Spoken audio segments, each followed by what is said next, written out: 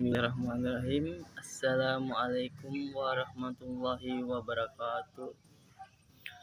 Baiklah, pada video yang ketiga saya akan memaparkan materi tentang pengadaan peralatan konstruksi.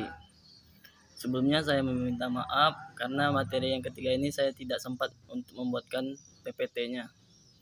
Sebelum memasuki materi, saya akan memperkenalkan diri saya terlebih dahulu. Nama saya Muhammad Rifai. Saya dari Prodi Teknik Sipil semester 7. Untuk dosen pengampu saya Rizky Kinanda STMT. Mata kuliah yang saya paparkan ini mata kuliah Manajemen Peralatan Konstruksi. Untuk pembahasan kali ini, yang pertama pengertian umum tentang pengadaan. Pengadaan adalah proses memenuhi atau menyediakan permintaan dan penawaran barang atau jasa untuk memenuhi atau memenuhi kebutuhan bisnis menurut kontrak atau pembelian langsung. Pengadaan akan mempengaruhi keseluruhan proses saat melakukan pekerjaan konstruksi. Adapun poin-poin yang harus dipahami, yang pertama itu sasaran pekerjaan yang harus dihasilkan, berikut volume pekerjaan, jangka waktu, pelaksanaan, dan spesifikasi teknis. Yang kedua, jenis-jenis kegiatan pelaksanaan yang harus dikerjakan, berikut volumenya masing-masing. Yang ketiga, kondisi medan atau kondisi lapangannya. Yang keempat, jenis peralatan yang cocok untuk setiap kegiatan kerja dan kondisi pengedan yang ada, serta jadwal peralatan yang dibutuhkan atau harus disediakan di lokasi. Untuk sasaran pekerjaan yang harus dihasilkan harus dipahami terlebih dahulu sebagai dasar untuk merencanakan kebutuhan peralatan. Adapun mengenai volume pekerjaan serta jangka waktu penyelesaian pekerjaan yang tersedia. Untuk jenis pekerjaannya, sebelum melakukan pengadaan itu suatu pekerjaan terdapat berbagai jenis pekerjaan dari suatu konstruksi yang akan membedakan dalam penggunaan peralatannya, misalnya pekerjaan penggalian, pasangan, dan lain-lain. Untuk pengadaan peralatan itu tidak diartikan sebagai pembeli atau membeli peralatan, melainkan mengadakan peralatan, mendatangkan alat atau yang peralatan yang sesuai kebutuhan.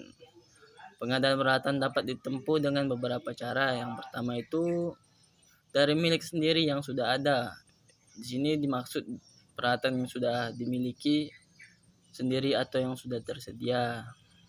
Misalnya suatu proyek terdapat alat yang sudah tersedia di lokasi. Yang kedua, menyewa dari perusahaan sewa. Maksudnya sini kita menyewa dari perusahaan yang memiliki peralatan yang lengkap.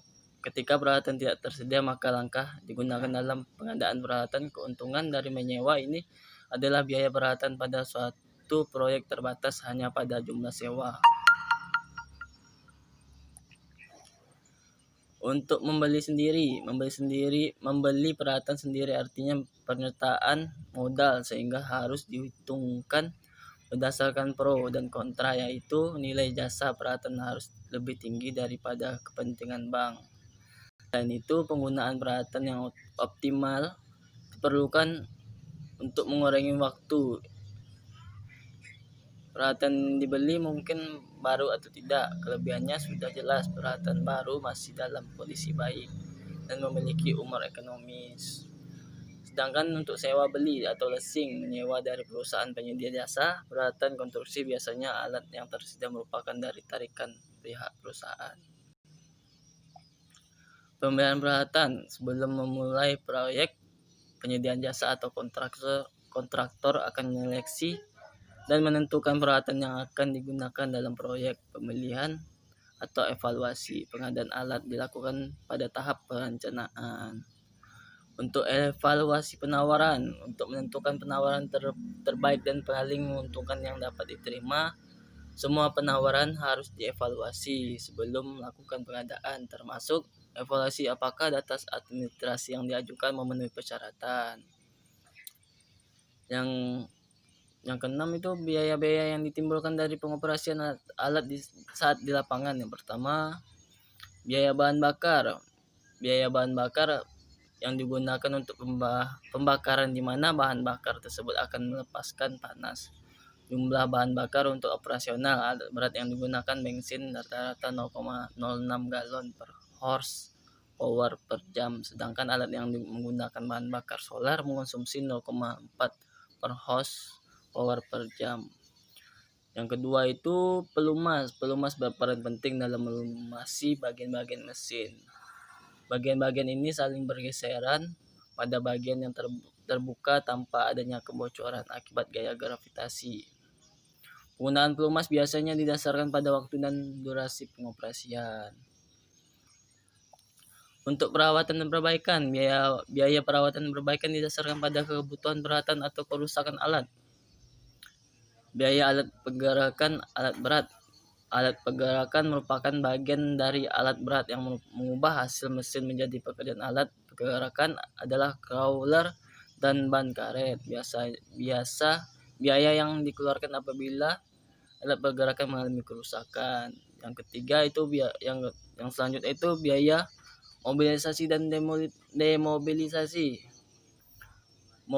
Mobilisasi dan demobilisasi adalah usaha mendatangkan dan mengembalikan alat berat ke area pekerjaan atau mengembalikan alat dari atau ke sumbernya. Biaya yang dikeluarkan dari mobilisasi dan demobilisasi apabila akan memulai pekerjaan atau saat pekerjaan sudah selesai.